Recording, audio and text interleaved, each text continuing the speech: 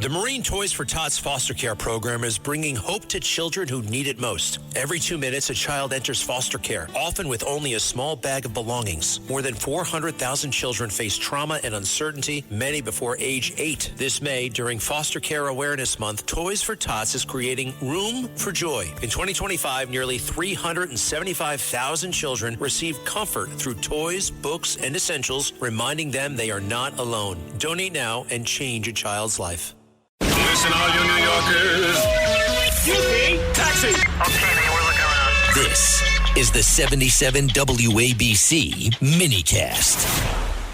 I believe the city of New York and the country of America has not even begun to do what it needs to do to salute Rudy Giuliani. Rudy Giuliani wasn't the mayor of New York. He was the mayor of America. He was the mayor of all time. He was the one who set the bar. He was the one who ruined it for all future mayors. Nobody could live up to what he did. Well, what did he do? He made it safer every day. That's the best way I can explain it. No need to go into crime statistics. Who cares? No need. I mean, it's stupid when they say, well, murder's been down 28%. Really? Well, what if your kid was killed? Does that matter? No. Doesn't matter. The statistics don't matter. That's where the clowns come in, where the official talk show hosts, they come in and they compare the statistics from before the flood and after the flood. It's nonsense. Your kid was killed or raped. One is too many.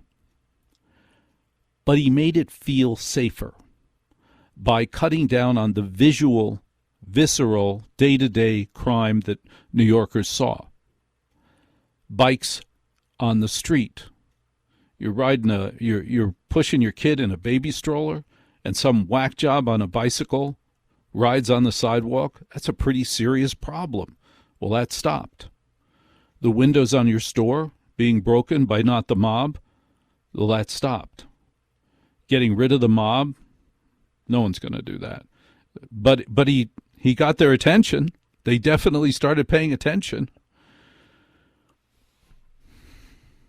And then on 9/11, on September 11th, I lived at 20th Street and 3rd Avenue in Manhattan, which is just above Lower Manhattan. And I looked out my window, and thousands of people were walking up 3rd Avenue, the entire width of 3rd Avenue, in their business clothes, with their business attire, with their attaché cases and their purses, covered in that disgusting, gray, sticky dust. Why was it sticky? It was because it was filled with human remains. Over 3,000 people were murdered that day. Any other mayor could have done one wrong thing, and there would have been looting and rioting, and the lowest criminal elements in the city would have been smashing windows and stealing TVs. That didn't happen. And the reason it didn't happen was when I walked the streets, there was a policeman on every corner. Every corner. He called in every cop, every auxiliary cop. Everybody was on duty. Every fireman was on duty. The city was obviously on high alert. All of the service people were working. Everybody was on the street to keep it safe. But the citizens worked too. As we walked past police officers, firemen, everybody who walked past them said, can I get you anything? Do you want a cup of coffee? Do you want a bottle of water? What can I do for you? That's how the city came together. It was not subtle. It was profound. And it's what New Yorkers do. And I love the fact that we're on in cities where that happens as well. We're on in St. Louis and Chicago and Pittsburgh. And when major events happen in major cities, the little sloppiness, little edges of major cities that are a little loosey-goosey and, I'll come in a little late, we always come together in the major cities. We always come together as one. And when there's a crisis, it gets handled. And when the crisis is over, we go back to the coffee shops and we go back to being goofy. But that's who we are. That's what city people are. We take care of each other when necessary. Otherwise, we're very busy. I got to get going. Very busy. I got to get going. He stood there. Giuliani stood there on September 11th, and he said to the crowd,